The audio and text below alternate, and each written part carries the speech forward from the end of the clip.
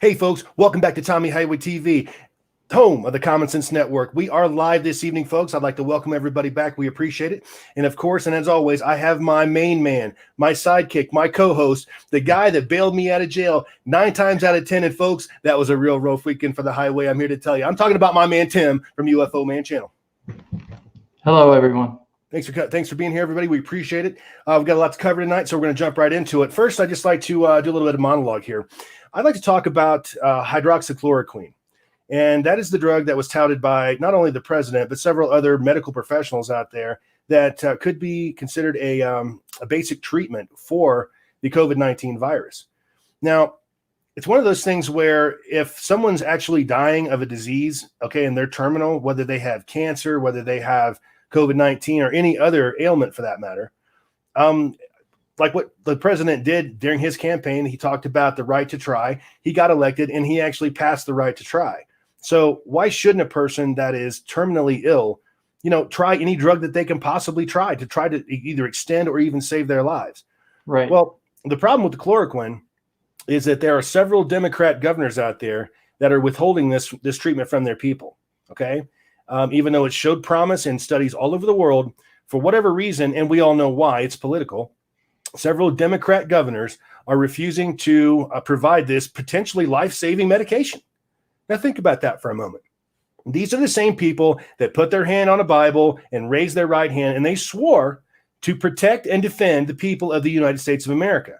But in reality, the only thing that they're truly concerned about are illegal immigrants. They're more concerned about their rights than they are the rights of the Democrats and the liberals that actually vote for them and support them. Why? Because they know that the average liberal voter, when it comes to an election, their Democrat vote is already baked into the cake. They don't have to try for these people. Okay. It's right there. And they know it. All they have to do is show up, make a bunch of ridiculous promises, and boom, they get the vote right off the bat. Tim? I have to say, in regards to the Dems withholding, the person, I can't say his last name, it's Fauci. He said the other day in a video that I watched that the reason why, and I think he's Democrat, he said the reason why they're withholding the hydrochloroquine is because there's no science to back the medication. But what gets me is this: Trump passed the right to try to eliminate any type of restrictions withholding that type of medicine for people that need it. And because of the lack of science, they want to restrict it from their people, which means I heard that it may take up to a year, maybe even 2 years before they can release it. Well, think about all the people that could die. Sure. 1 to 2 years. We could lose. They're predicting upwards of 200,000 people that could eventually pass away from COVID-19. Now, I don't know the time frame for that, but they're saying the next couple of weeks is supposed to be the worst time in U.S. history for a pandemic. So what I'm saying to you is this: would you want to have access to a medication? I would say yes. Hydrochloroquine is an anti-malarial drug. And I've watched several videos on people that have actually taken it, that were at death's door, were actually saying goodbye to their families. And the hydrochloroquine brought them around, and they survived and they recovered. So if it's going to work, even if it only works in, say, 75% of people, at least give them the chance. Exactly. Give them a fighting chance. Look, chloroquine has been around longer than I've been alive, longer than Tim's been alive. I mean, this was something that they were using in the Korean War. Okay. They've been using it as an anti-malarial ever since, for decades and decades and decades. We know how to use this stuff. We know how to administer this stuff, and we know how to do it safely. This is not an experimental drug. I mean, not by a long shot. It's probably one of the older drugs that we actually have out there. But instead of giving these people the opportunity and the chance to try to save their lives, these Democrat governors are coming out against it, They're forbidding their people to even try it, and they're doing it for political reasons. That's the only reason. Now, you have to understand, and once again, and I keep saying this, and I want to drive my point home, these people swore to protect and serve the people of the United States of America, or their constituents, whichever comes first. Now, look, they're not doing that. No. They are. It's like that governor. What's his name from? Oh boy, just a moment here. I'll pull it up. But there's a governor from, I believe, Nevada. Let me pull it up here. Yeah, the Nevada governor. Okay, bans using malaria drugs to treat coronavirus. He's banning it. He's banning the use of. Now, is this guy a doctor? I mean, is this guy a medical researcher? Is that what he is? Is he a scientist? No, he's a politician that cares more about the vote of the illegal immigrants in his state than he cares about his own damn people. And if you think any differently, you're just wrong. That's all. Tim? He also cares about the number of deaths and the number of infected, because the more people that are infected, the more people that are dying from the disorder, the more money he gets from that stimulus bill for his state. And the more he can use that as fuel against the president and how the president's handled this. Exactly. I honestly believe that's what it is. I think that these people's lives, according to these politicians, they're immaterial at this point. I mean, what's one life when you can use that against Donald Trump? Honestly. Right. Exactly. What's one life? Nothing. We're written off already. We're already considered like fodder. If we can honestly determine that people could have been saved by this drug, again, that's been out on the market for decades, if we actually prove that this could save somebody's life, then these Democrat governors, no, I don't even think giving them a trial is worth it. I really don't. At this point, they just have to go. And I think we all know where I'm going with that. I mean, enough is enough. You swore to protect the people of the United States of America. And if they are not doing that, which they're not, then what are we going to do? I don't trust the elections anymore. I mean, when you hear about Russia is hacking, Russia hacked our elections. Russia didn't hack our elections. That what they did was they hacked our idiots. It's the same thing that China's doing on a PR campaign. That's why you hear all these young people are down on America, down on Trump because of this virus. And we didn't even create it. It didn't start here. But that doesn't matter, because they know how to hack the idiot mind.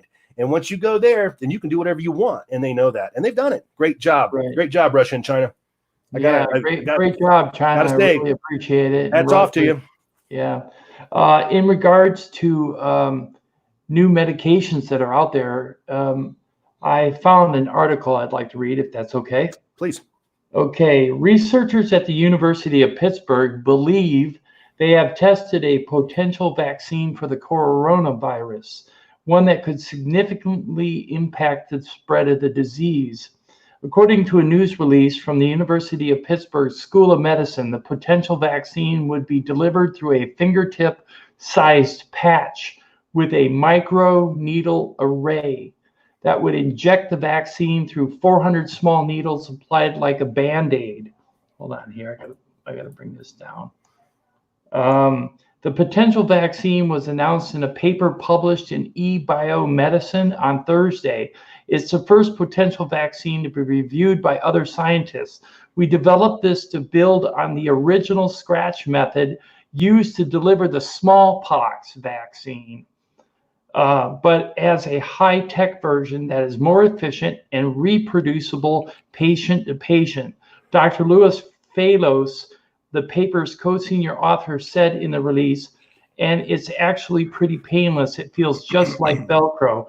The researchers said they had the ability to act quickly because of their previous experience working with the coronaviruses behind the SARS pandemic of the early 2000s and the MERS outbreak of 2012.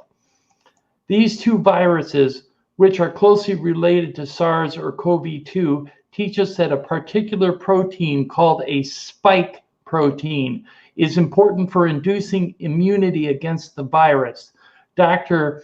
Andrea Gambotto, co-senior author and associate professor of surgery at the Pitt School of Medicine, said, "We knew exactly where to fight this virus. Our ability to rapidly develop this vaccine was a result of scientists with expertise in diverse areas of research working together with a common goal. Researchers said that the microneedle vaccine was tested on mice and created a surge of antibodies that was sufficient to fight off the novel coronavirus, which creates ARDS, or acute respiratory distress syndrome. The animals have not been tracked yet for long term, but so far the progress looks promising, the news release stated. The vaccine has potential advantages. Hold on here a second.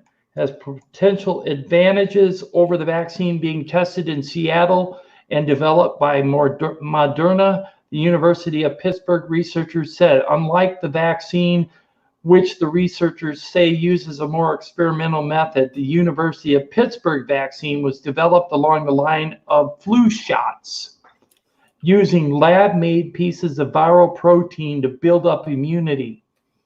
It also easily scalable, meaning it could be deployed quickly. For most vaccines, you don't need to address scalability to begin with. But when you try to develop a vaccine quickly against a pandemic, that's the first requirement. Mm-hmm. I can imagine. Sure. So that looks like a promising possibility for the United States, is that new vaccine deployment method with the microneedles in the little bandage. I don't know exactly what the vaccine is, but it is definitely an option. Well, let's just hope that the Democrat governors in certain states will actually allow their people to be treated by something like that. Right. At this point, I certainly have my doubts, because again, every person that dies, unfortunately, in these people's minds, certainly not in mine, but these Democrat governors' minds, every death is another nail against, or another bullet that they can use against Donald Trump. That's the bottom line. And again, they've gone out and they have spread this over and over and over, and how Trump is incompetent. We've had people in Congress come out and actually say, don't listen to the president's briefings. Maxine Waters is one of those. Don't listen to the president's briefings. Can you imagine how insane that sounds? Okay. But that's what's going on here. But coming from Maxine Waters, you can't take her credible anyways. I mean, isn't she the one that said that the greatest amount of death in the U.S. is coming from murder? I don't know if I heard something like that. Something like that. She was the one that came out and said that to harass Trump supporters wherever they go, wherever they eat, wherever they shop. She did that, and yet she's still in Congress and not in irons somewhere in chains, eating 400 calories a day for the rest of her short ass life. And then there's that Tlaib chick who recently said that Democrats should go and deliberately infect Trump supporters with the COVID-19 virus. That's been said by all kinds of people in the government. These are the people that are all in, how can I put this, all forgiving, all inclusive, all of that. Oh, we just love everybody. No, they don't. They hate everybody. They hate everybody's guts. And they only use the people that they can use. Like the Democrats will use the Black community. They will use the LGBT community. And these communities think that that these people actually care for them. Well, the fact is they don't. All they want is your vote, and that's it. And as soon as they get your vote, then you won't hear from them for another 4 years. And how many decades has this gone on? I mean, when do you learn? Yeah, it's gone on for far too long. We need to change house. Just like the other day, I heard President Trump say that he was hoping that McCarthy would become the new Speaker of the House. So you never know. We'll have to see on that one. And I'm all behind that. I have a short video here, Tommy, I'd like to play on. Well, what I want to say, folks, is this. Everybody is wondering, how does the coronavirus affect our body? What is it that is actually killing Americans? Is it the coronavirus? And in all reality, I'd have to say no. The coronavirus is the enabler of the actual disorder, which is called acute respiratory distress syndrome, or ARDS. ARDS is actually what's killing people. And I do have a little video here that will explain to you in detail what is happening inside the lungs in a manner that you will be able to understand. Because what do the lungs do? The lungs transfer carbon dioxide and oxygen to the bloodstream and out of the lungs. They gets rid of carbon dioxide out of the lungs when you exhale. And when you inhale, you bring in air, you bring in oxygen that will oxygenate your blood. Okay? And this video will explain what is happening. Okay? So it is done by a doctor. So let me bring it up here. Okay.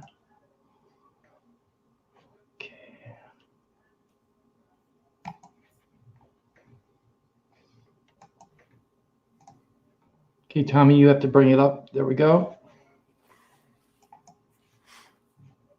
How does the coronavirus actually kill people? There's a recent article in The Lancet that showed that of 41 people that were admitted to the hospital, 6 of them died, and all of them were on ventilators, and they died with something called ARDS. And ARDS is how the coronavirus kills. It's not just the coronavirus, but many other viruses, including the influenza virus that we have every year. How is it that this happens? It's through acute respiratory distress syndrome, and I'm going to explain to you how that happens. So you first have to understand lung anatomy. And to understand that, I like to show you a tree. So a tree has a tree stump, and then it branches, and then those branches branch, and then further those branches branch until finally you get to the leaves.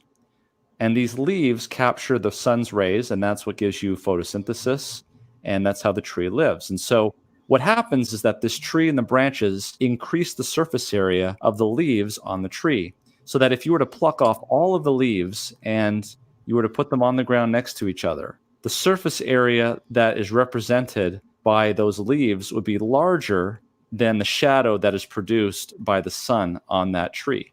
Well, it's the same exact thing that happens with your lungs.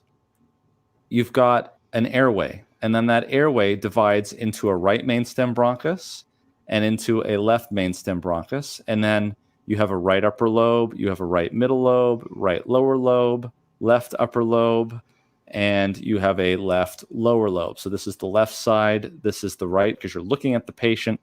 And then these things, of course, divide into much smaller branches. And instead of leaves at the end of all of these things, what you have is something called an alveoli, which is a tiny little small grape-like structure that the air gets into.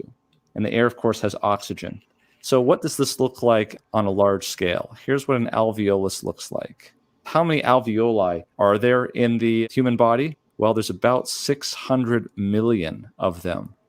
Wow. These are very, very small. So what happens is deoxygenated blood comes by, and its job is to pick up the oxygen that comes in to the alveoli. And then when that oxygen comes in, it oxygenates the blood, and then that blood goes back to the heart and then to the body and all your muscles. That's how you get oxygen. And so you can imagine that this is very, very thin because the oxygen, which comes down here, has to diffuse into the bloodstream. So far, so good. But what happens? Well, just like when you hit your finger in the door, your finger swells. That's because there's inflammation occurring where you hit your finger in the door. And inflammation causes a leakage of fluids into the tissue space. So what happens here is that you get a viral infection. The virus affects your lungs. And with ARDS, the entire lung becomes inflamed, not just in one area like you would have with a pneumonia, or one particular area, for instance, on your finger, and it would just stay in one particular finger and your whole hand wouldn't swell. No, with ARDS, the entire lung goes crazy with inflammation. And so what happens there, instead of having a nice thin area, inflammation goes everywhere, and you get a large barrier of fluid that goes into the interstitial space. Furthermore, these capillaries start to become leaky, and fluid starts to leak into the alveolar space as well. And this starts to fill up with liquid, proteinaceous liquid, liquid that prevents oxygen from getting into the bloodstream. And so instead of having nice oxygenated blood, this blood becomes hypoxic, and you become hypoxic if you have ARDS and you have a hard time breathing, and that's when you get placed on the ventilator. There's really nothing you can do to speed this up. There's nothing that you can do to slow it down. You have to be supported on the ventilator so that you're getting enough oxygen and that the machine can breathe for you until, just like everything else, after you hit your finger in the door and the swelling goes away, this fluid will eventually go away as well.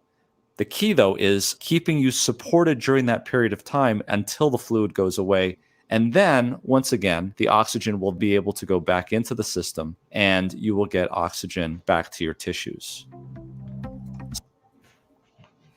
Outstanding. Very, very informative. You know, it's a real disease. It's really killing people. Now, it does seem to I think, be a lot worse for older people or people with compromised immune system, things like that. And then again, there are people that get it that are older that have very few, if any, symptoms whatsoever. So, you know, it's one of those things that we just don't know. I would be very interested. I mean, I heard at first when the virus first hit that people with type A blood were more susceptible, and I hadn't heard anything more about that. I don't know if that's true, but I did read that. The one thing I wanted to mention tonight was the fact that when President Trump made the new guidelines for masks, surgical gear, preventative measures for first responders, he had a good intent.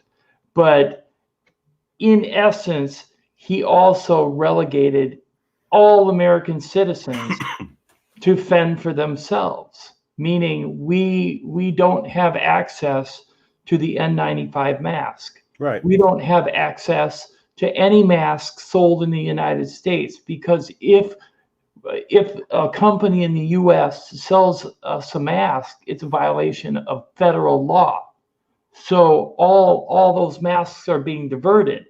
And being that I'm a person of compromised immune system, I require a mask, and I require a good mask to keep me safe when I go out in the world, because I have to go to the clinic quite regularly. So for me to go into a clinic where people are possibly exhibiting symptoms at the urgent care department, and the doctor that I see is real close by to that, I don't want to be unduly or unnecessarily exposed,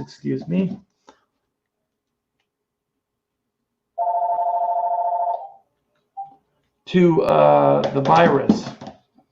So for me, I need a mask. And I just feel it was wrong. I think the scope of the diversion was too narrow, that they should have made masks accessible to all compromised immune system people and people of high risk. That would include children, people in nursing homes, assisted living facilities, and so on and so forth. And other high-risk people as well. If there are masks out there that are made of fabric, that you have at home, according to Trump, you can make a mask out of fabric at home, which supposedly will block a little bit of the spittle if somebody coughs in your direction. But it won't filter out the bacteria. And this, I know for a fact, it will not filter out the bacteria. It will maybe limit the amount of bacteria from the coronavirus that will go into your mouth if your mouth is open when somebody coughs, okay? But it will not completely eliminate it. I don't even think a real mask, an N95, will completely eliminate it, but it has a better chance of doing so. And that's why I think that due to the shortage of masks, due to the Obama administration not preparing for a pandemic in advance and cutting funds, federal funding, to build up a stockpile to prevent this type of situation from happening, we are now in a dire position with all our hospitals and everybody in the U.S. in regards to getting a mask. And we've done this to ourselves, sadly. The problem is that we've moved the vast majority of our manufacturing base overseas. I mean, you have to understand, when's the last time if you pick up a mask in this country, chances are it's going to say made in China. China also is responsible for like a big part of the precursors for our drugs, drugs to treat the COVID-19 virus, things of that nature, any other kind of drugs. We have done this for decades, okay? To pin this on Trump, and I've seen people on Facebook try to do it pathetically, but they've tried to do it. If you want to put the blame on somebody for the shambles that the CDC is in and the fact that we have all of this shortage of things that we should have in this country or should be able to produce, don't blame Trump. You're going to have to go back several decades and start blaming people back then, okay? I'm talking about all the way back to the Reagan administration. Right. Because if you track this, that's kind of where the CDC kind of fell off. I mean, the CDC lost favor with so many different administrations because, I mean, we really haven't needed them domestically for a whole lot at all. Now, we send the CDC over to Africa, Ebola, things of that nature. I mean, but that's essentially what we're doing with our CDC. But, again, it's our manufacturing base. We have sent it offshore. Now, look, I don't know about you folks, and I'm not going to speak for anybody else, but I can tell you, me personally, I will pay extra money if I'm purchasing a product, and it doesn't matter what it is. I will pay extra money for an American product. Now, let's take the flat screens, that like your computer monitor, like your TV, like what's on your phone, your tablet, your laptop, those flat screens. It may shock and surprise everyone to hear this, but the fact of the matter is we don't make a single flat screen LCD screen in the United States. We do not produce that, but we are hooked on them. We need that particular product. Now, not so much, let's take out the civilian market of TVs and phones and tablets. Put that aside for a moment. We've also got a need for medical equipment for flat screens, military purposes, educational purposes. I mean, there are all kinds of other things that we need to look at here other than the civilian market. We don't make them here. We need to change this. We used to make them here, but then we sold the patents to another country. They took the patent, one of the two. Well, it's like Philips and all them. They just took the factory. They're still an American company. They just import them from somebody they buy them off of in South Korea, a company there, LG or somebody.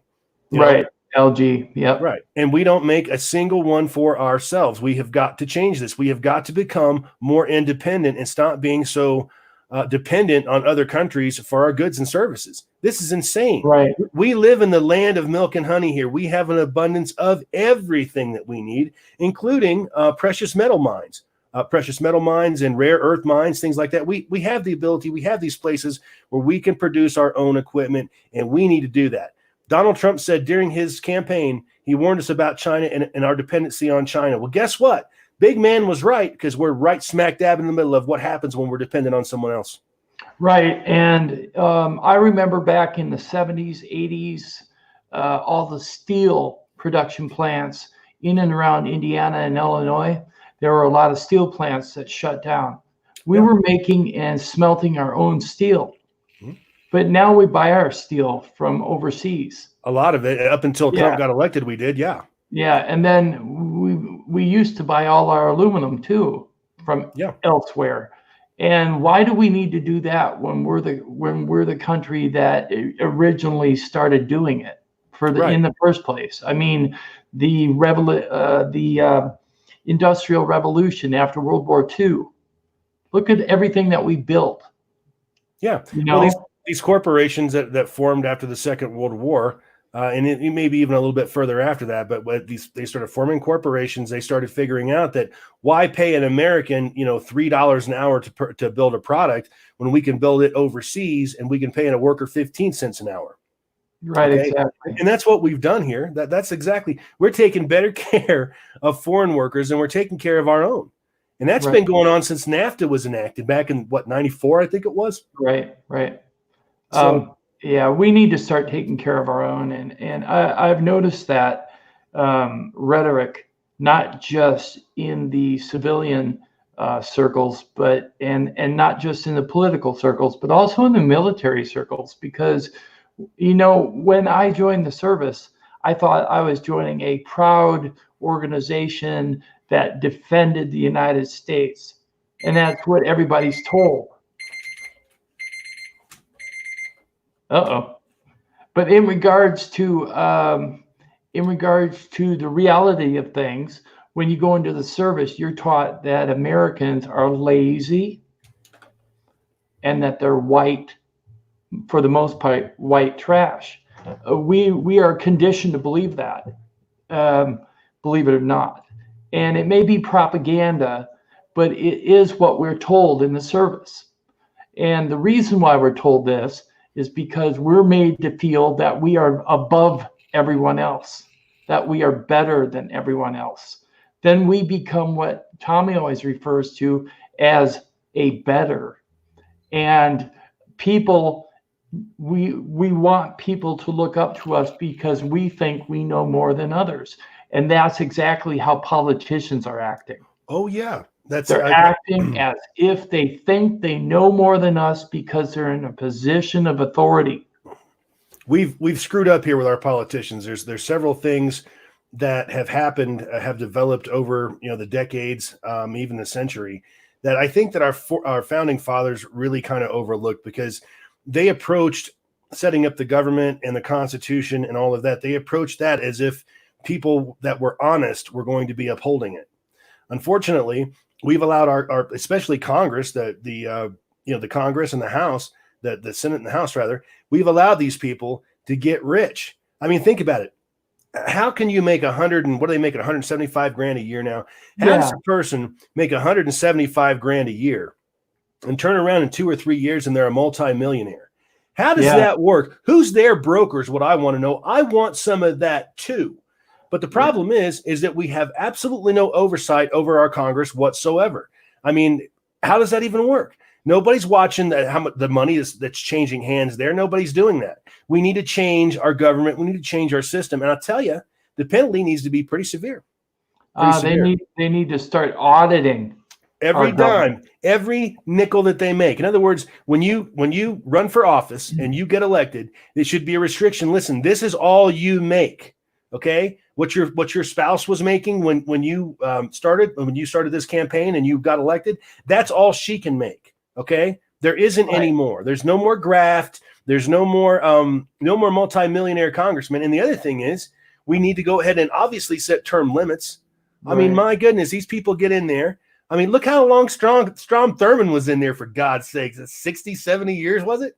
Yeah, that was crazy. A person that starts, let's say if a person starts a career in Congress at, let's say, age 25, AOC, for instance. Okay. Right. Let's say if she were to get elected and continue to get elected for the next 40 years. Okay. Is it going to be a different world in 40 years? Is it going to be a different society? I mean, my God, look what's happened in 20. Okay. So you're going to have what you have there is you have the same people in Congress year after year, decade after decade, butting heads over the same issue.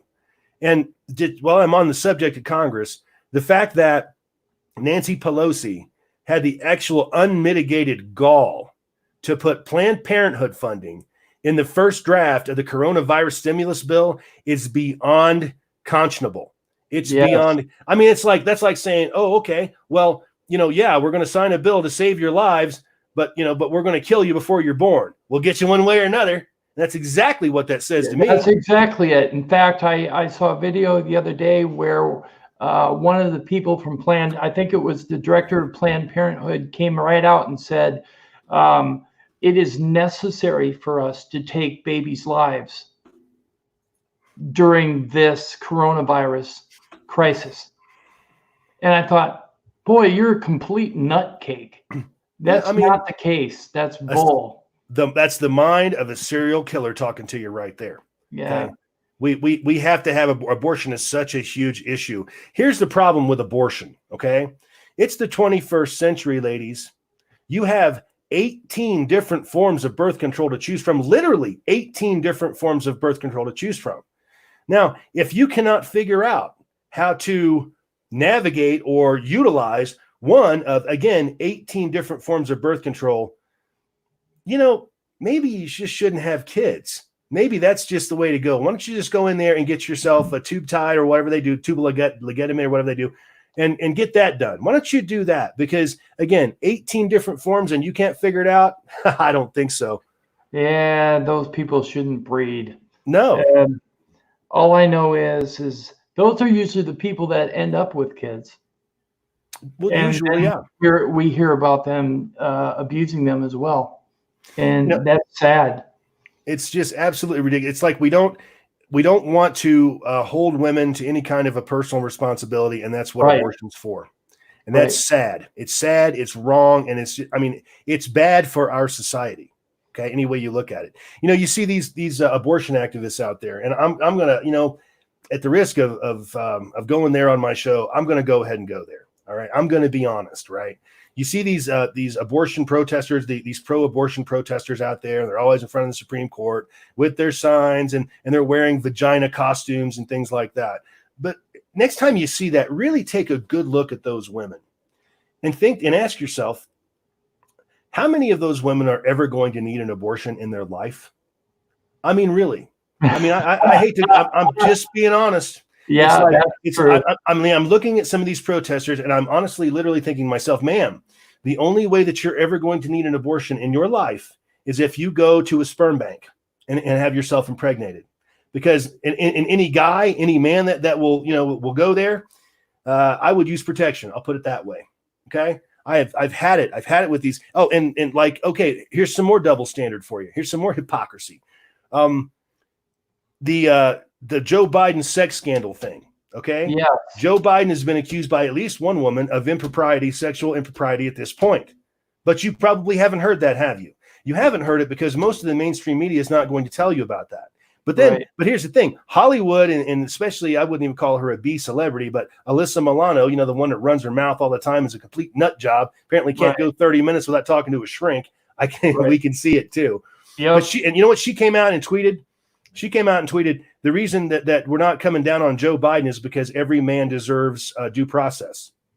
Really, Alyssa Milano? That's Where weird. were you with the Brett Kavanaugh thing, you moron? Yeah. See, it's liberal hypocrisy, and that's what it's all about. It doesn't matter what a Democrat does, and I make this analogy all the time, and I'll make it again. I know people, personal people that are personal in my life that would not have had a bad word to say about Barack Obama if he had walked outside onto the north lawn of the White House and stomped a bag of puppies to death. I know people that wouldn't have had a bad word to say. They would have found a way to justify that. Justify it. And make it something glorious. Right. Yeah. Well, it must those bad puppies. We're ridding the world of stray dogs, and they spread disease. Blah blah blah. Something they would have come up with something. But the fact that, but you're right, and to Tim's point, folks, during the the H1N1 virus, Barack Obama and his administration basically sucked the national stockpile of respirators and masks and protective equipment out, and they never replaced it. And if you don't believe that, go do some homework, because you'll find out for yourself that that's actually true. It is definitely the truth. In it fact, is they true. cut federal funding for respirators and ventilators and any type of rescue equipment in case of a national disaster. Obama cut funding to a lot of things other than illegal immigration. That's the only thing that he put funds into. Right. I mean, and now the government, you got AOC and the super uber liberal wing of the Congress, they're screaming foul because illegal immigrants are not getting part of this $1,200 stimulus check. Why on earth would somebody in this country illegally be eligible? Why don't you just go ahead and give them Social Security while we're at it? I mean, they've actually talked about that. They've actually suggested that. Yeah, they have. I haven't broken the law too many times in my life, to be honest with you. But the times where I got caught, nobody gave me jack shit. They charged me. I had to pay money for speeding tickets and things like that. Yet these people can come into the country illegally, break the law, and they're revered for it by certain people. I mean, they want to set them up more than they want to set up the Americans, their constituents, the people that trusted them enough to vote for them, to put them into Congress, to put them into a position of power, right? They trusted him to do this.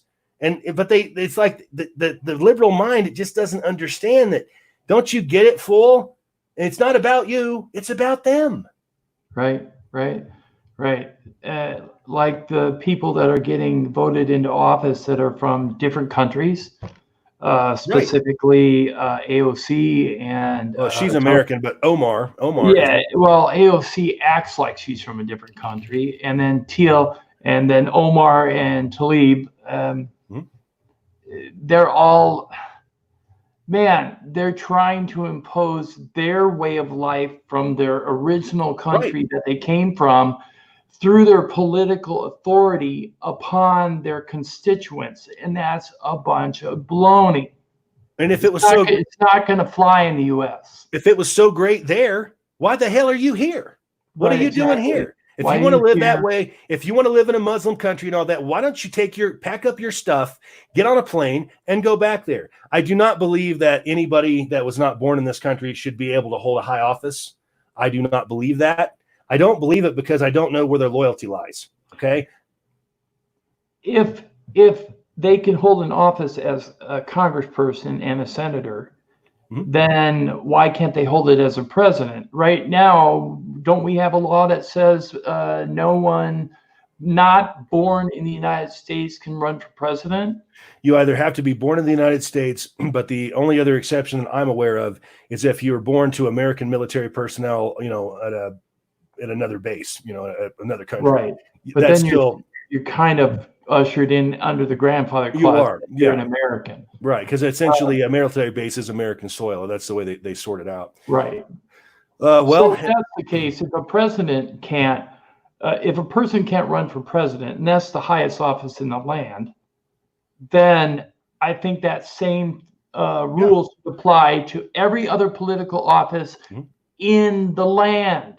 I absolutely agree with you on that, and I think the reason that they may have our founding fathers may have fumbled that a little bit, I think, was because of people like Lafayette and people that weren't natural Americans but were helped us fight the British. So Right. maybe that's why. I mean, I don't know. I'm just spitballing. I have no idea. I'm not a historian. Right. The other thing I wanted to go back on China real quick. Look, I mean, we've got our kids blaming our country for this virus because China told them to do it, because they're not smart enough. Their brains are so fried from social media that they'll believe whatever they read on social media. But let's talk about China for a little bit here. China, they're the ones that came up with this disease. This disease originated in China, and there's no two ways about that. It wasn't a military personnel. It wasn't any of that crap. American military. It wasn't any of that. Now, China right now is out there kissing the rest of the world's ass, frankly, and they're telling them that this is something that we developed. And they're providing all kinds of supplies to countries like Italy and things like that. But I found a very interesting article today. I wanted to bring it up. Apparently, when this whole thing first started, the country of Italy shipped a bunch of medical supplies, masks, and ventilators and all of that stuff to China, okay, to try to help them out. And then when the Chinese virus, because that's what it is, when it started just chewing Italy up, China, instead of giving them assistance, providing assistance for free, because again, they did start this whole thing. Instead of doing that, they're actually selling the supplies back to Italy that Italy donated to them. Now think about that for a minute. I mean, can you imagine? And this is a true thing. This is actually happening. Right. China is the problem. China has always been the problem. Their secretive nature caused this thing to become a global pandemic, and there's no two ways about it. And if you think it's anything otherwise, why don't you explain it to me? Because I'd really like to know. Yeah, it is definitely China's fault. Yeah. I can honestly say that they're trying to cover their ass right now. Yeah, PR campaign. Yep. And even they're claiming that top Chinese health officials are warning that not wearing a mask is a big mistake. And you got to realize they make most of the masks. Mm-hmm. So if you subscribe to wearing a mask, which I would recommend actually if you have a compromised health condition and you're a high risk, or you're a first responder, and that could include anyone who's out there working right now, regular jobs, grocery stores, gas stations, fire and rescue, EMS, doctors, nurses, All the frontline people. all the frontline people, but that doesn't just include the medical profession. Mhm. And what I'm saying to you is, you should wear some type of face covering. But what I'm saying is, China is trying to manipulate the situation so that they can make a buck on us purchasing masks from them. Because once again, we've taken our manufacturing base and we sent it to China. I mean, And see, I know this for a fact because I was told today by a person I know that you can't buy a mask in the United States from any U.S. company on violation of law because all the masks are being diverted to first responders.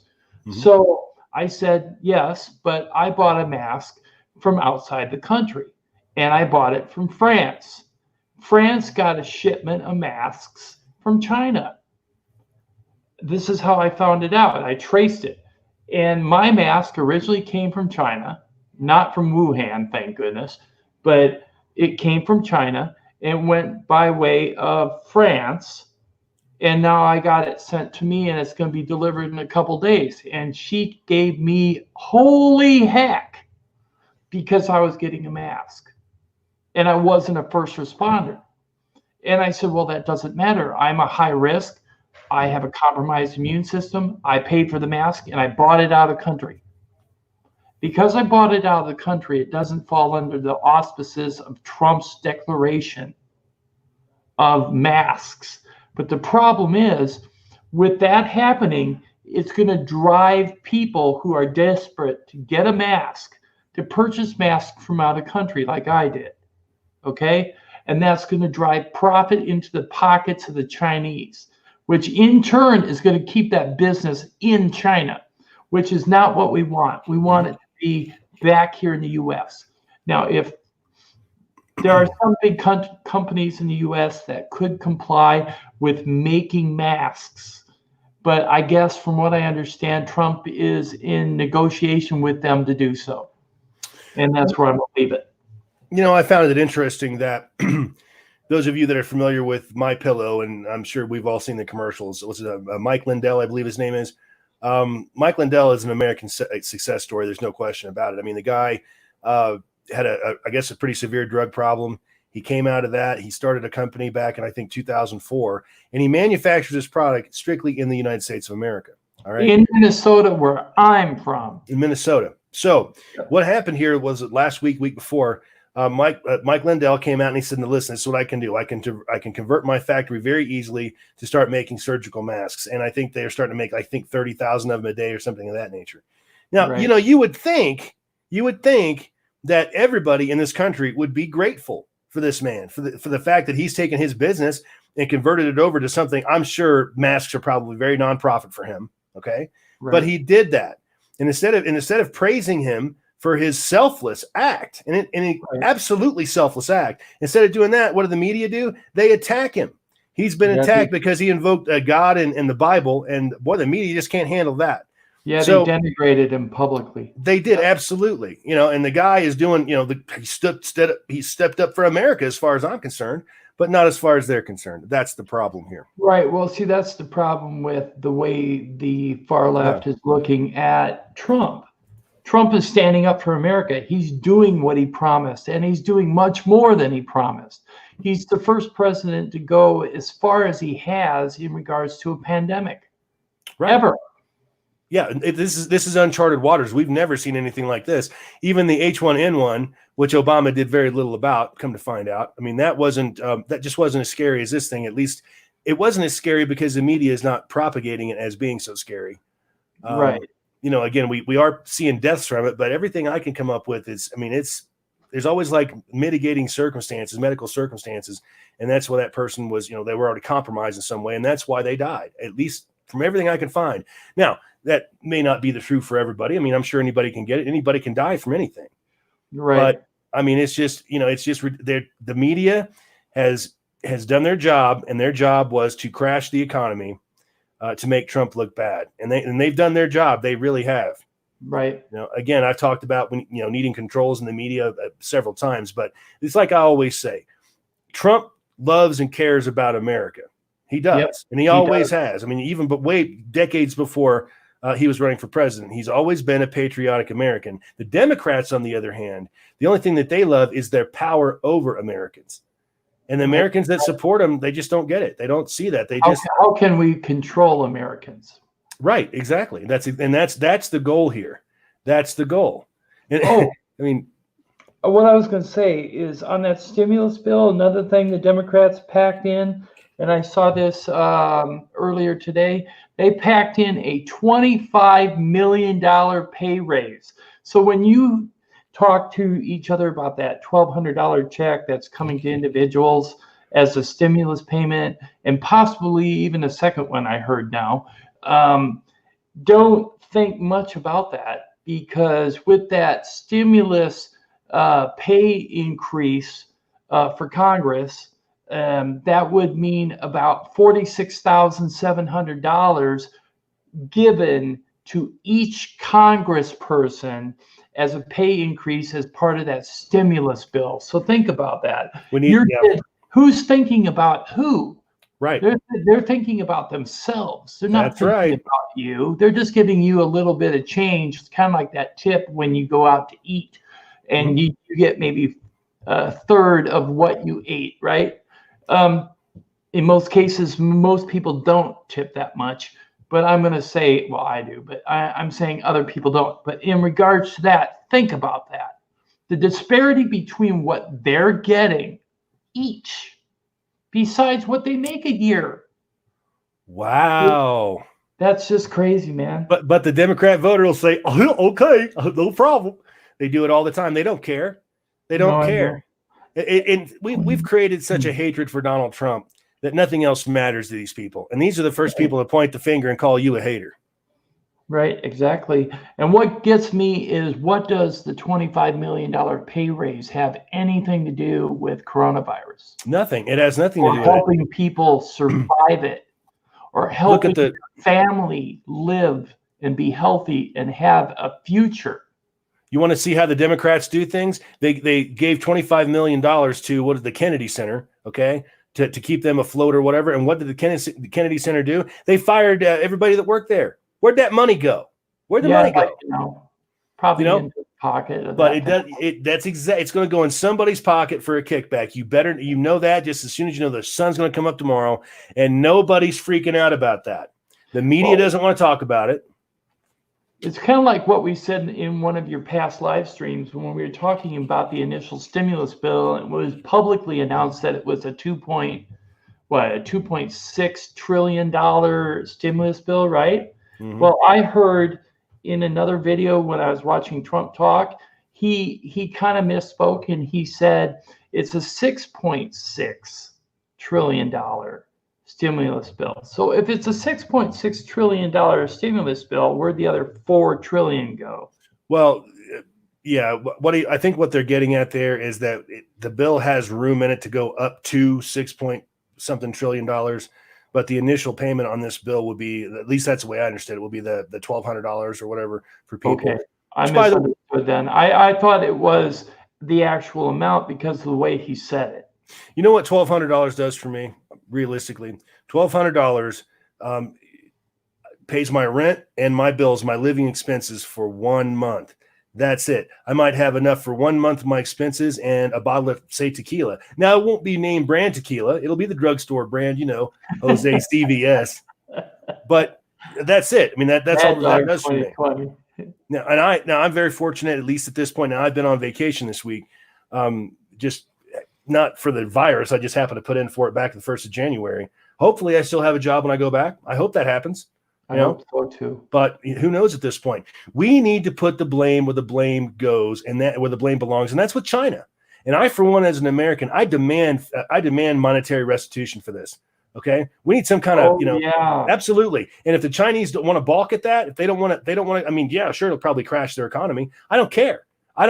They brought this pestilence on us, and they kept their mouths shut for God knows how many weeks, maybe months, before they said a damn word about it, because of the secret nature of that regime, totalitarian regime, and the fact that they will not allow their people any kind of freedom of speech whatsoever.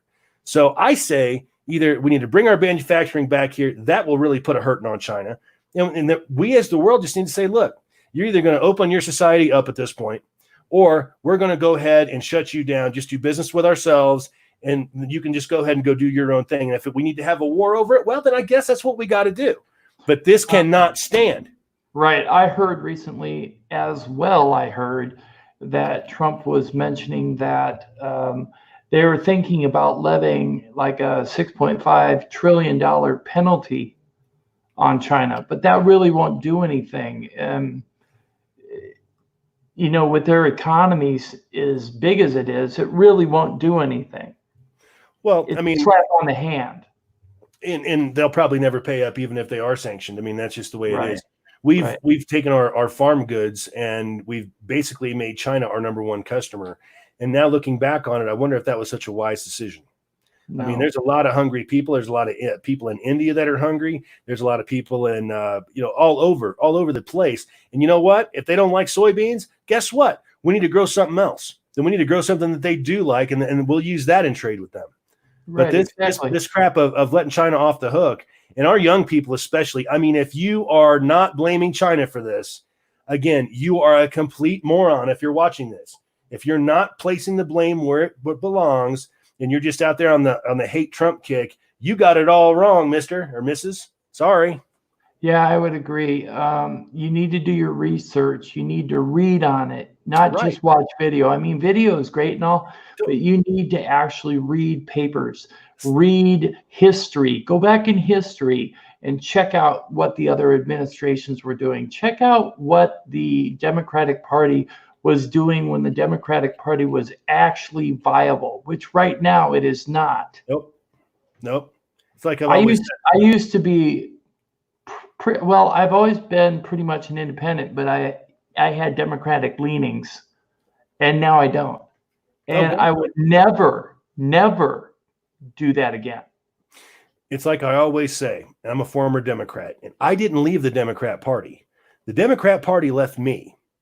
And that's what Right. happened there. When they start talking, I saw the writing on the wall because I voted for Obama the first time. Yeah, so did I. Yeah, that beer summit thing with a go look it up. Go look up the beer summit. When that thing happened, that opened my eyes like, nope, none for me. That this is not the way I'm going to go. I suggest you. I'm not going to go into it, but go and look up beer summit, and Right. you'll see what went on there, and then just read between the lines, and you figure out what went, how it happened. But anyway, Right. you want to wrap it, or you want to list some more video? What do you want to do? I do have one more video. It's called Top Chinese Health Official Warns Not Wearing a Mask is a Big Mistake. Now, in the United States, Trump has said it's voluntary for people to wear a mask or not wear a mask because it's a suggestion by the CDC. That has changed recently, and now they're saying that people should be wearing a mask when you go outside. Or go to a clinic or a store just to prevent the spread. And here's a video talking about why it's a big mistake, or actually why the Chinese official is saying this. Okay, got to go to the beginning of the video. Okay. Ready? I got to bring it up. Yep, I'm ready. Just bring it up. To the growing debate over whether all of us should now be wearing masks. Since this crisis began, U.S. health officials have repeatedly said that healthy people should not wear masks unless they're caring for someone who's sick. But some experts are now saying that wearing masks may be a beneficial way to stop the spread. Steve Osenfami is outside the CDC in Atlanta with more. Good morning, Steve. Good morning to you, George. There is disagreement about whether wearing an ordinary average face mask protect the average person from the coronavirus. This here is an N95. This is the mask that's in high demand and short supply because health professionals need this to protect themselves while treating patients. Here at the CDC, they argue that having the average person wear an ordinary mask can be counterproductive because you're often putting the mask on and off your face and spreading disease. But there are a number of scientists who disagree. It may be one of the more simple tools used to help stop the spread of communicable diseases, the face mask. And in the fight against COVID-19, both the CDC and the World Health Organization continue to state that only healthcare workers, caregivers, and people suffering symptoms should wear them. But some leading specialists from Asia, where the disease first struck, are saying this morning that face masks may have played a role in helping them contain the coronavirus outbreak. And not hospital-grade masks, just masks made of fabric. The head of the Chinese Center for Disease Control and Prevention told Science magazine that the big mistake in the US and Europe, in my opinion, is that people aren't wearing masks. Many people have asymptomatic or pre-symptomatic infections. If they are wearing face masks, it can prevent droplets that carry the virus from escaping and infecting others. Jeremy Howard, a research scientist at the University of San Francisco, wrote an op-ed in the Washington Post highlighting data from COVID-19 success stories in Asian countries such as South Korea, Hong Kong, and Taiwan, where everyone is wearing masks. So I've analyzed 38 scientific papers that have looked at the relationship between using masks and the transmission of COVID-19 and similar kinds of viruses. And they all tell the same story, which is that wearing a mask can decrease transmission by up to 50%. Here in the U.S. in late February, the U.S. Surgeon General shared this on Twitter, saying, seriously, people, stop buying masks. They are not effective in preventing general public from catching coronavirus. The government's advice is in stark contrast to what people are practicing in countries such as Japan and South Korea. Again, these are not N95 masks that health workers desperately need. Some health experts believe one reason U.S. officials have discouraged people from buying masks is because the N95s are in short supply. So if you go and buy up N95, because we don't make them, Right. that means there's going to be some doctors and some nurses who will have to make difficult decisions. You know, they might have to reuse their N95 respirator or try something else. And thanks to Steve for that. And earlier this morning, I asked Dr. Fauci to weigh in on this debate. Yeah, I mean, obviously the most important use for a face mask is for a healthcare worker to protect that person from getting infected. The second most important is to put it on someone who's infected to prevent them from infecting healthcare workers and those around them. But there is some rationale that the person in the street who may not know they're infected could actually prevent the spread to other people by wearing masks. This hasn't been proven. We know the masks are not 100% effective. People might think and get under the impression that if they wear a mask, they're completely protected, and they're not. But even when you pull back and think about it, we're starting to re-examine the possibility that if there are enough masks, should everyone be wearing masks? Those who are trying to protect themselves and those who are trying to protect others because they might be infected. There was always this feeling that there's not enough masks, so you got to prioritize them to the healthcare workers and to those who are infected. But given the situation that we might have enough masks for everyone, I think there's some rationale that we should utilize them much more than we do at the present time. Yes. Well, hey there, GMA fans. Robert. Okay, there we go. Hey, James, how are you? Hey, James. You're muted. I'm doing good. I'm doing great, guys. How are you guys doing? Very well. Really good. Welcome Welcome. to the show. Oh, thank you very much. I guess everybody's a little freaked out with this COVID stuff going on, eh? Oh, yeah. We were just talking Yeah, about. everybody in Canada's freaked out too, right? Canada's freaked out with this COVID thing too, right? So I just joined. Thank you for inviting me. I seen them talking about the N95 masks, which I have. I have a few of them. And the reason why I have them is I was a paint store manager in 2003, and in around that time period where we had the SARS epidemic in Toronto, right? And soon as the SARS hit, well, we sell these things at the paint store, right? The N95s, and we sell the stronger ones, right? With the charcoal cartridge filters, right? Mm-hmm. They're like gas masks, right? Prevent you from epoxy fumes and xylenes and stuff like that.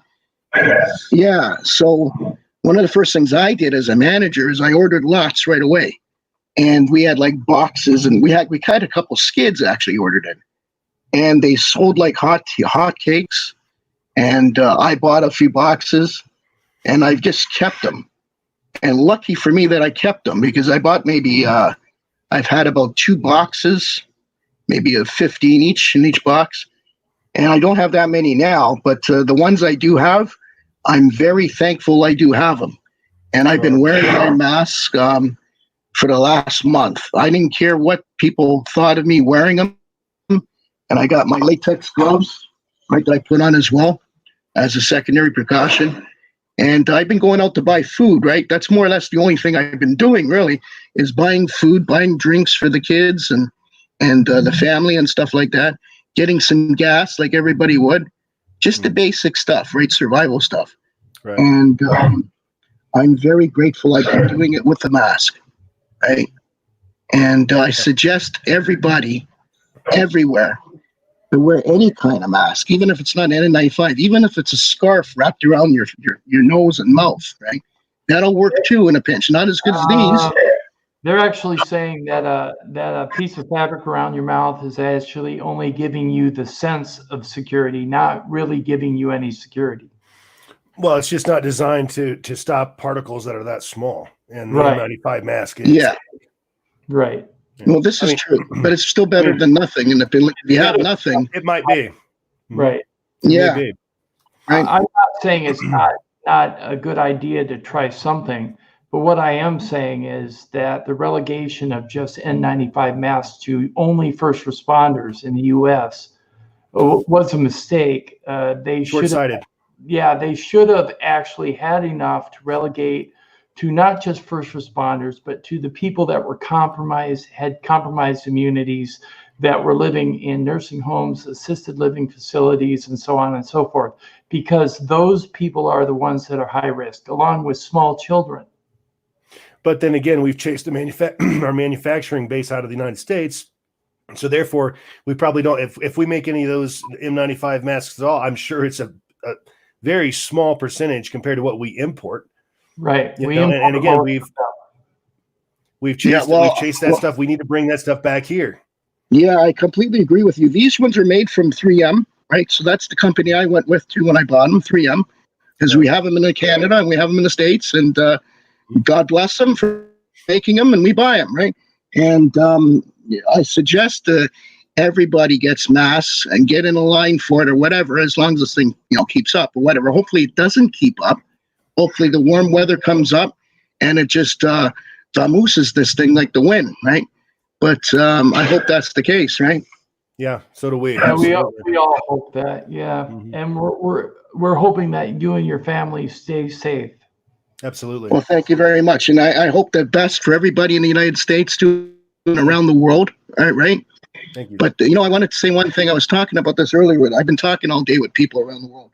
So a lot of things were said about Asia, right? And people were talking about the same thing, the masks, and South Korea came up, and they're surprised at the numbers in South Korea, that they're not as high.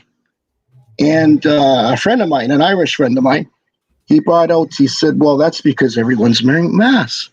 He goes, the South Koreans always wear masks, and that's why their numbers were never high, right? So they already had the masks. So, if anybody needs to be scolded, it's all the governments, the provinces and the states governments, for not having enough of these on hand in an emergency situation. Right? Exactly. It's like Trump said in the first place. He was telling New York, Cuomo, well, gee whiz, guy, you're supposed to have this in your emergency kit. Where are they? Right? So since SARS, throughout the whole Obama administration, right, they should have restocked, but they never did. Yeah. No, So what happened to the money? What happened to the money that was allocated to buy these things, that was set aside to buy these things in an emergency pandemic? What happened to the money? They spent it on something else. So that tells you about government corruption in the highest, right there at the state level, at least, right? And provincial level, right? Around the world, right? Anyway, that's just my 2 cents worth there. Right. Tommy, James, I'm coming through your speakers really loud on your side. Oh, okay. Maybe I'll try to lower it, I guess. Is there a way to lower it? In regards to Nikki Martin, and I do want to respond to her because I saw that Tommy did. Harold told me I should wear my bandana, but I said I probably would get shot by someone thinking I was about to rob someone. Mhm. That's actually possible, but that's kind of funny too. I would say I've seen a lot of people actually wearing bandanas. Yep. And you know those though in the wintertime they wear those face masks to cover their face to keep warm, you know, and they look like skulls and teeth and whatnot. You can wear those, and Yeah, so you can they'll cover your mouth and nose better because it's a tighter seal. In fact, I was talking to a friend of mine that works in a lumber mill, and he wears a mask to prevent the sawdust from getting up in his nose and into his lungs. And he said that if the mask doesn't have a tight seal around the nose and around the mouth, the sawdust will still get in. Sure. So what you need to do is have something tight. So these masks that are made out of fabric, that are made at home, that are loose, will protect from droplets perhaps, but they will not block out most things. If you have a tight seal of some kind, it will help. Definitely. Yeah, that's what I another. recommend. Yep, that's the feature of the N95, right? They have like two elastic bands, right? Yep. And they got a nose seal here, right? Yep. And it's an added feature. It's exactly what you're talking about. But I also agree with you in what you just said, and also on the subject of bandanas. If you're in LA or New York or Chicago or any big city, don't wear a blue one and don't wear a red one, because then you got the bloods in the curse and they'll think you're whatever, right? Wear a yellow one, wear a black one, wear a green one, wear any color but, right? Yeah, because depending where you are, you got gangs, right? A very important safety tip there, James. We appreciate that. Yeah, that is. Yeah, right. Yeah. And don't wear it on top of your head either. That's not a good thing either. Yeah, don't do that. Yeah. Don't wear a thong on your face like that lady on Facebook. Don't wear a thong on your face. She wore a thong on her face? Yeah, it's was ridiculous. She at least or what? Was she looking or what? She wasn't a bad looking woman. It's just that I don't think any woman's particularly attractive if she got a thong on her face. I'm sorry. Yeah, no, I know. But I mean, sometimes it happens, right? You get a thong on the face or whatever. Hey, Tommy, right. Usually it happens when you're like, having a lot of fun. But Tommy and James, there's a guy in the chat. There's a person in the chat by House of Martin. He said, I'm screwed because I have a beard. No mask will work for me. That's true. And then Nikki said, duct tape also works on the nose and mouth. Yes, but it hurts coming off, and it can actually stop you from breathing. Wow. Yeah. I got duct tape too. It's a handy thing to keep in the house in your toolbox, right? Because you can use it for many things. But if you have a beard and you put duct tape on, no, it won't work, right? Because you still got a gap between the hair, right? Mm-hmm. Well, no, he's not talking about that's the problem. The hair. He's talking a mask, a regular mask. You can't do it with a beard because you can't get a solid seal. Well, this is true too. Yeah, exactly. You have to. The beard has to come off in a situation like that. I actually, House of Martin, I actually have a friend that had a really nice beard, and he shaved it so that he could wear a mask. It's a good idea. It's a good idea. He felt he could grow his beard back. So it was more necessary to prevent the coronavirus from infecting himself. So he shaved his beard, and he's now able to wear a mask. Why? If you notice, I've been wearing a mustache too, right? So I've been trimming it with the barber's scissors, right, and making it like a short, not a puffy mustache, right? Because I too want that, right? You're exactly right about the seal, right? 100%. Hey, Harold, I'm sorry for calling you House of Martin. I will now call you Harold. So thanks for letting us know your name. Welcome again. Hello, Harold. Yeah, Nikki said free waxing. That's right. Free wax. Well, there you go. Oh, I might be buddy. interested. Hey, look, it's Nikki that's saying it. That's cool. Took you a year to grow the damn thing. Well, I'll tell you what, Harold. In the event of coronavirus and ARDS, the acute respiratory distress syndrome, from what we showed you tonight in how it affects the lungs and how it's killing people and how it's doing it rapidly, I would really suggest that you seriously contemplate the idea of trimming your beard at least down to stubble so that you can try to put a mask on. Wouldn't be a bad idea. And what I'm going to say to you is when you're inside your house, I can understand not wearing one necessarily all the time. But in regards to going out in the public domain, you go to the store, you go to the gas station, you go to the clinic, especially if you have to go to the doctor for anything, wear a mask and wear latex gloves. But the problem with gloves is once you put them on, okay, and you touch something, then you have to either use hand sanitizer on the gloves or the gloves are worthless because you would have to change your gloves every time you touch something. Like a because surgeon, they're no might as well longer, just go ahead and they're wash no your longer hands. clean, like a surgeon. Like a surgeon, they're no longer Yeah, I clean. know what you're saying. That's why I know you what see you're saying, but surgeons- if you're on the run and if you're buying stuff like groceries and you're driving your car to do it and stuff, and then you're gonna open the door or whatever, and you're gonna touch a lot of things. Okay, Well, this is don't why touch your doctors have their hands. nose or mouth. This is why doctors have You don't their want to hands touch your up nose like and mouth. this. James, can Okay. you hear me? Yeah, I can hear you. me, James? This is why doctors have their hands up like this, above their waist. Okay, they have to be able to see their hands. As long as they see their hands and it's above their waist, if they don't have gloves on, their hands are clean. Okay, because they wash them. Mm-hmm. Then they're clean. They can't touch their hands together. They keep them apart. Okay, nurses do the same thing. They keep their hands above the waist. Okay, if they drop them below their waist and they can't be seen, they're considered dirty because you don't know what type of bacteria got on them, what they accidentally touched.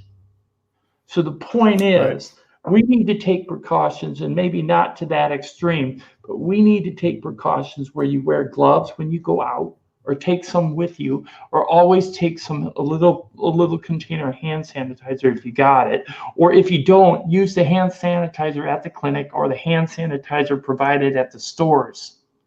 Right. And I also noticed that some of the gas stations are also providing hand sanitizer. So use it when you see it.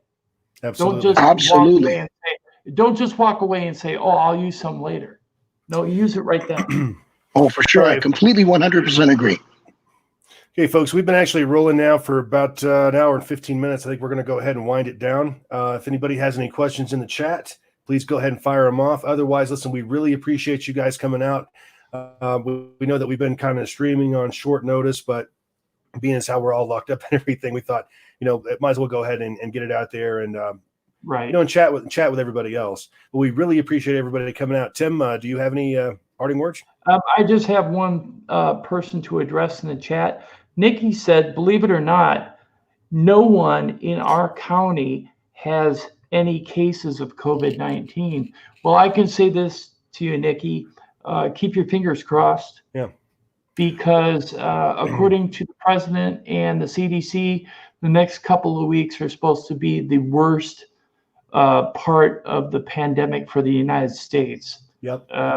They're estimating, and I don't know if these numbers are padded or not, but they're estimating anywhere from what it is now. I think it's like over 10,000 people have passed.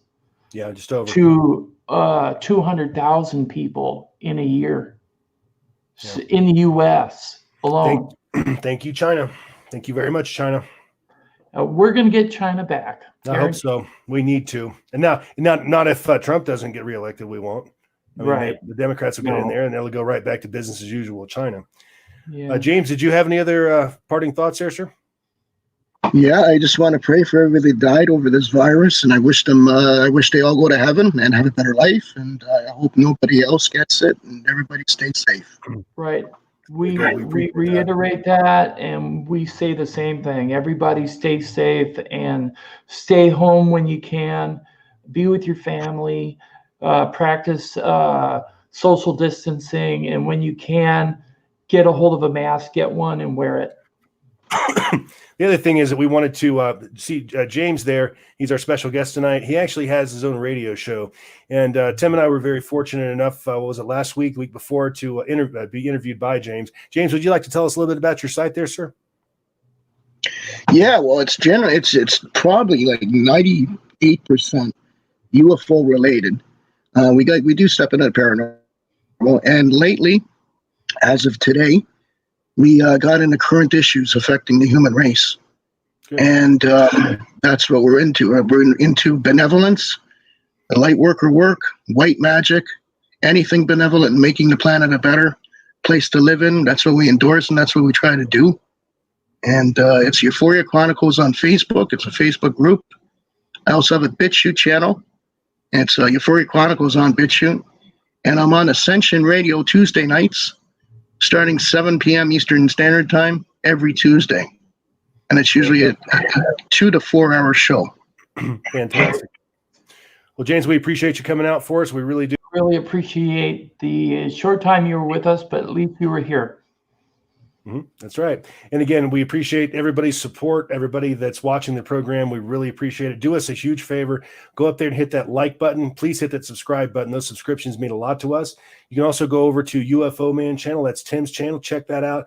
Super cool UFO channel. You'll see some videos on there that you will see nowhere else. Go ahead and like some videos for him. Go ahead and hit that subscribe button, and we appreciate it. But folks, again, we appreciate it. Everybody stay safe and have a great night, okay? All right. Good night, everyone. Take care and stay safe. Good night. Good night.